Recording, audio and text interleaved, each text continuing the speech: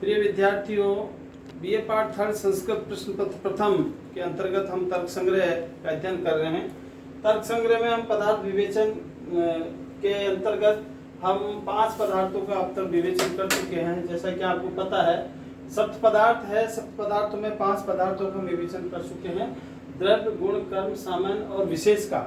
और अब बचे 2, समवाय और अभाव।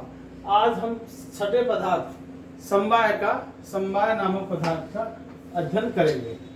समवाय की परिभाषा देते हुए दार्शनिककार अन्नमभट्ट कहते हैं तर्क संग्रह में कि समवायत्व एक एव है, कि समवाय तो एक ही है। अर्थात समवाय को 2 प्रकार से विभाजित नहीं किया गया है, किसी भी प्रकार से इसका विभाजन नहीं किया गया है। जैसा कि नाम से ही स्पष्ट है, समवाय अर्थात जो समानता का प्रतीक हो, जिसमें विभाजन संभव ना हो। तो समवाय तो एक ही प्रकार का पदार्थ है, उसका 2 प्रकार से विभाजन नहीं है। अन्य पदार्थों के जैसे द्रव्य का भी विभाजन है, गुण का भी, गुण जैसे 24 है, द्रव्य जैसे 9 है, कर्म का विभाजन 4 प्रकार से है। इस तरीके से अनेक प्रकार से चतुर्विंशति गुणा 24 गुण है, तो सभी पदार्थों का विभाजन है। किंतु अन्नमभट्ट कहते हैं कि समवाय तो एक है, समवाय तो एक ही है, अर्थात ये एक ही प्रकार का होता है। अब समवाय किसको कहते हैं? समवाय तो एक ही है, ये तो समवाय नामक पदार्थ है, लेकिन समवाय कहते किसको है, इसके विषय में बतलाते हुए तर्क संग्रहकार कहते हैं कि नित्य संबंधम समवायत्वम, कि जो नित्य संबंध है वह समवाय है। नित्य संबंध को समवाय कहा जाता है। समवाय का अर्थ है घनिष्ठ संबंध। समवाय क्या है? एक रिलेशन है। समवाय क्या है? घनिष्ठ संबंध को ही समवाय कहा जाता है।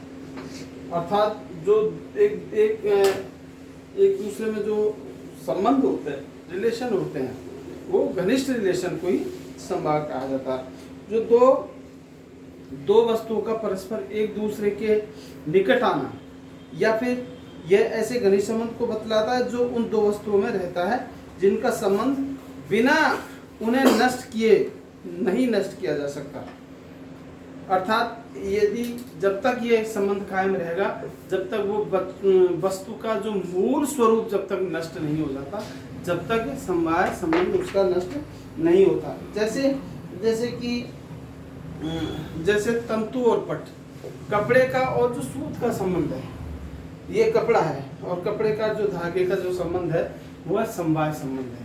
जब तक कपड़े को पूरी तरह से जला दिया नहीं जाता, जब तक फट नहीं जाता, जब तक टूट नहीं जाता, बिल्कुल नष्ट नहीं हो जाता, गल करके बिल्कुल उसका अस्तित्व नहीं मिट जाता, जब तक तंतु और पट का जो संबंध है उसको नष्ट नहीं किया जा सकता, ऐसा कहा गया है। तो संबंध किसको कहते हैं? नित्य संबंधत्वम समवायत्वम, अर्थात नित्य संबंध को समवाय के नित्य संबंध से अभिप्राय जो हमेशा उस पदार्थ के साथ में बना रहे। जैसे जब तक कपड़ा है, जब तक उसका धागे से संबंध रहेगा, जब तक मिट्टी है, जब तक उसका घड़े के साथ संबंध रहेगा, घट का पट के साथ में, तंतु का पट के साथ में, और वो मिट्टी का घड़े के साथ में, कपाल का घड़े के साथ में जो संबंध है वह समवाय संबंध है। यह नित्य संबंध को समवाय कहा जाता है। जैसे तंतु और पट, कपाल और घट का संबंध समवाय संबंध है। अब यह आगे बात है। अब इसको आपको समझने के लिए इसको किस तरीके से समझा जाए, तो मैं और इसको स्पष्ट कर देता हूँ। यह अयुत सिद्ध पदार्थों में रहता है। अयुत सिद्ध पदार्थ किसको कहते हैं? यह संबंध कहाँ रहता है? अयुत सिद्ध, जो एक दूसरे के पूरक हो, एक दूसरे से जुड़े हुए हो। अयुत संबंध अर्थात जिनको अलग नहीं किया जा सकता, जिसका एक दूसरे के साथ पहचान जुड़ी हुई है। जैसे कि पृथ्वी है, पृथ्वी की पहचान किससे जुड़ी हुई है? गंध से जुड़ी हुई है। आकाश की पहचान किससे जुड़ी हुई है? शब्द से जुड़ी हुई है। जल की पहचान किससे जुड़ी हुई है? शीत और उष्ण से जुड़ी है।